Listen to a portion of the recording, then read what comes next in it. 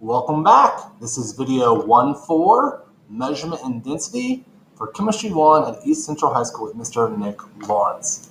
This video is going to focus on these three learning targets. We're going to be able to identify and then use different units of measurement to understand and perform calculations in chemistry. We're going to recognize prefixes and their impact that they have on quantities. Then we're also going to, in this video, end with two practice problems where we calculate for density. And we're also going to be able to calculate for different variables within a density equation. So as we get started, here are some key vocabulary terms that I'll be using. If again, at any time you need to, pause the video, look something up, and then I'll be waiting patiently for you to press play. So as we get started, SI units. It actually comes from France, or from the French, and it stands for Système International of the Units, something like that. But what it was that back in the 1960s, scientists around the world were realizing that everybody was using different units. Americans were using Fahrenheit, Europeans were using Celsius, and other people were using whatever they felt like using. And so they came up with a way to have several units that they agreed on worldwide that, hey, we are going to use these units. And so for temperature as an example, no longer do scientists start using Fahrenheit or Celsius, but now they're going to use Kelvin. And here are other examples of the SI units. So all the SI units they are accepted units of measurement that we just use for different applications, whether it's going to be, again, length, mass, or time. But the idea here is that everybody in the world got on the same page, and these measurements are just going to be different ways to measure different quantities of things. So remember, the SI units came from the French, and here's your joke of the day. In France, they call it oui. So now we talk about prefixes. SI units are specific to a certain quantity type. The prefixes can be used onto any SI unit, but prefixes allow us to change the magnitude of a value. Let me say it again. Prefixes allow us to change the magnitude of a value. So let's look at the SI unit for meter. Meters is what we use to measure length. Well, if I say centimeter, I'm going to represent something very small. If I say kilometer, I'm going to use that to represent something very big. So think about 1 kilometer versus 1 centimeter.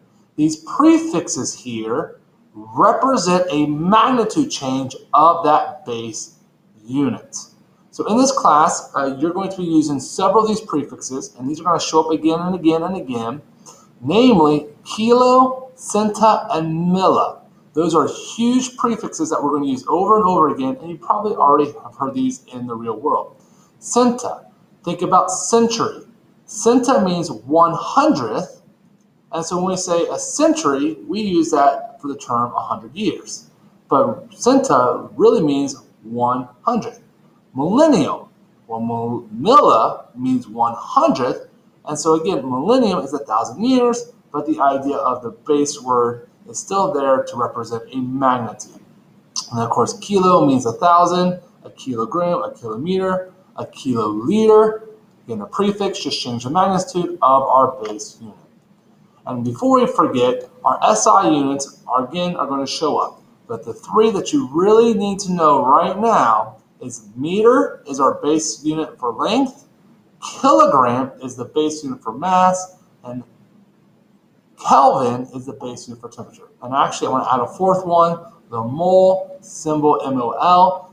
Again, that's a number for just the amount of substance. We will really use the mole a lot this year. Almost everything we do, we based on the mole when we come into stoichiometry. So the mole is just an amount of substance. It equals several different things, but the big number you'll memorize down the road is that 1 mole of anything equals 6.022 times 10 to the 23. Think of a mole kind of like the idea of a dozen. If I say I have a dozen donuts, that means you have 12 donuts. If I say I have a mole of donuts, that means I have 6.022 times 10 to the 23 donuts, which is a large number, and it's written out in scientific notation, and we'll cover what that means here in a few video lessons. But the rest of these you can be familiar with, but those four you really need to memorize. Meter, kilogram, Kelvin, and mole. So as we talk about mass versus weight, let's make sure we just understand the difference here. Mass, if you remember from the previous video, is the amount of substance. Mass, again, is the amount of the substance or the amount of the matter. Weight, however, is actually a measurement of how gravity is pulling on something. So my weight is dependent on the pull of Earth's gravitational pull. My mass, however, is always going to be the same because my mass is how much matter, my weight is the pull. So what the idea here is that in America, not in America, but in the world, on planet Earth, we tend to interchange mass and weight. And in our planet, they can be interchangeable because we set up the rules for our planet of how to understand it. But fundamentally, there's a difference. Mass, again, is the amount of a person versus weight is how much gravity is pulling on them.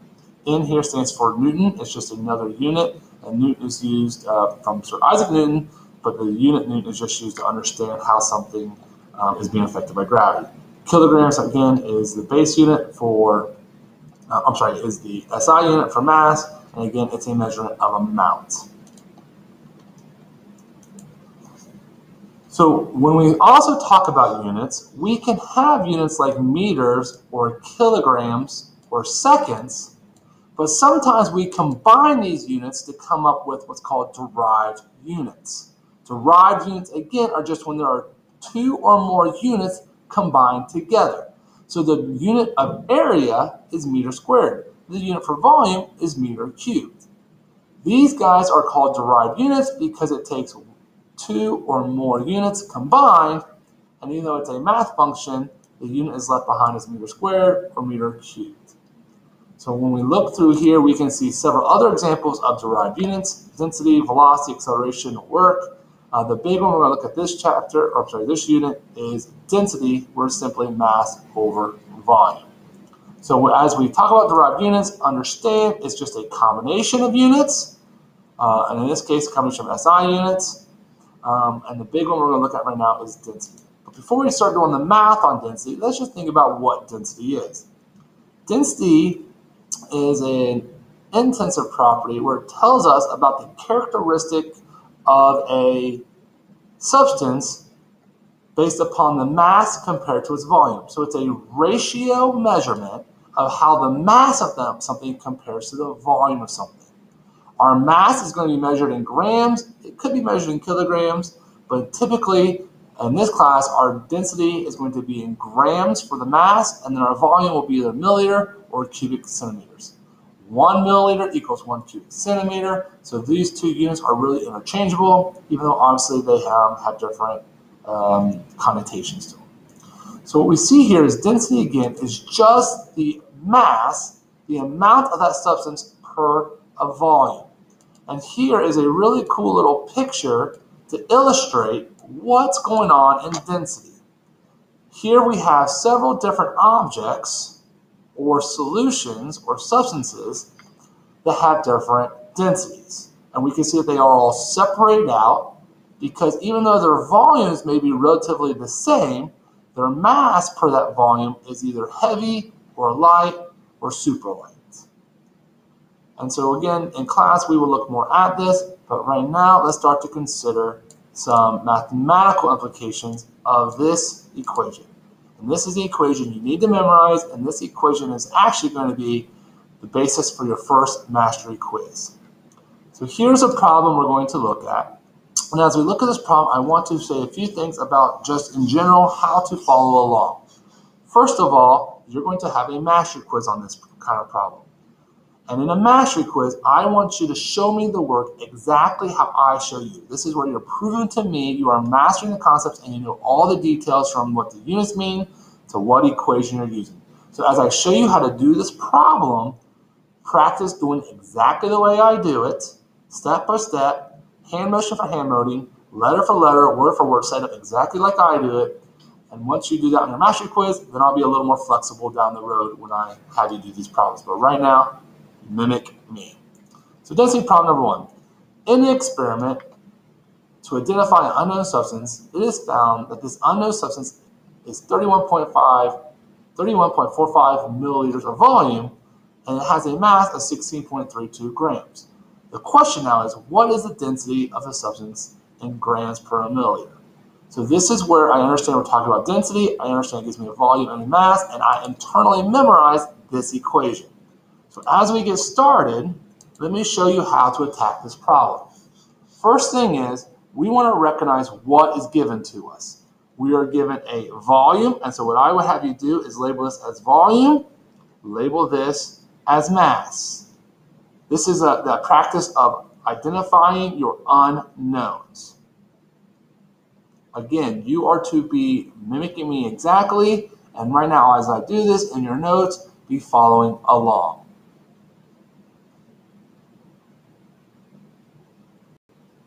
So all I do is write down my given values from the problem. Since I want to know density, and since I'm given volume and mass, and it says the answer is going to be in grams a milliliter, I should now recognize I need to use the density equation. The density equation is simply D equals M over V. So now that I want to solve for density, and it already gives me the mass, it already gives me the volume, I am simply going to plug these numbers into this equation and then use my calculator to solve for the answer. But it's important at this stage in the game to show your work. So what I want to see you do is write out 16.32 grams, divide that by the volume of 31.45 milliliters. We will get our trusty calculator out. How would I put this in my calculator? Again, I would hit 16.32, divide by 31.45, and the answer comes out to 0.5189. Now we're going to learn here about significant figures, but the rule of thumb is however many digits I have in my problem, that's how many I want here. Let me say again. The least amount of digits that any of my measurements have in a problem, that's what my answer will have. This is called significant figure. So the correct answer here would be 0.5189 grams per milliliter. That is the correct way to show your work for this problem. Notice I have 4 sig figs because of my problem, which we'll talk about that in the next few videos, and I have the units grams per milliliter. So now let's practice one more problem. So here is going to be problem number 2. So for problem number 2, we see that copper has a density of 8.96 grams per cubic centimeters. And we want to know what is the mass of this piece of copper if the volume is 5.68 cubic centimeters. So again, what we want to do is we want to go through and we just want to label what is given to us. So density is 8.96 grams per cubic centimeter. Volume is 5.68 cubic centimeters. And now I need to recall, you need to memorize this, that since we're talking about density and I want to find the mass, I'm going to use the density equation. Density equals mass over volume. Because it's asking for the mass, I'm given the density and the volume, so I have to know some relationship. I have to memorize this equation and say, okay, if I want to solve for this, I need to know how they're all related. So again, this is a process I want you to show me the work, and this is a logic I want you to follow. So now, since I am searching for an unknown mass, I'm going to solve for this guy right here. This is where your algebra skills come in. So in order to solve for mass, I have to get mass by itself on the equation. So I have to move volume from here to here. Now the way you should show it algebraically, because this is the proof of it, is if something is on one side and I want to move to the other side, I have to do the opposite of the math function. Here the volume is being divided, so I have to multiply it by V over 1. If I do it to one side, I have to do it to the other side. So now I have my new equation. I have volume times density equals the mass. I want to see you do the algebra before you plug your numbers in. So now that I have the work, all I got to do is plug in my numbers. I got 5.68 cubic centimeters multiplied by 8.96 grams per cubic centimeter. It's a multiplication table there per sign. So what we see here is my units cancel out, and I want to see you do this on the mastery quiz. So therefore, I'm only left with grams, and so I know my answer is going to be in grams because that's the only unit left over. Now we can go to the trusted calculator, and we simply say 5.68 multiply 8.96 gives me an answer. Again, I'm given 1, 2, 3 digits here, 1, 2, 3 digits here, so my answer is only going to have 1, 2, 3 digits. So I'm going to round this 8 up to 9 based on the next number. So the correct answer here is 50.9. And that is how we do the density problems given to us on the slide. So, if you didn't watch all the video, or if you just want a quick reminder, scientists use SI units to show the different quantities of different types of matter, or different perspectives of matter. Prefixes can change the magnitudes of these units by either greater or smaller. And if we put multiple SI units together, we can create a derived unit. And then, of course, we did some math on how to solve for density or how to solve for mass. Again, were you able to identify and use different units of measurement in chemistry? Can you recognize prefixes and how they will impact that measurement of a quantity? And can you calculate for density and even different variables in density? Have a great day.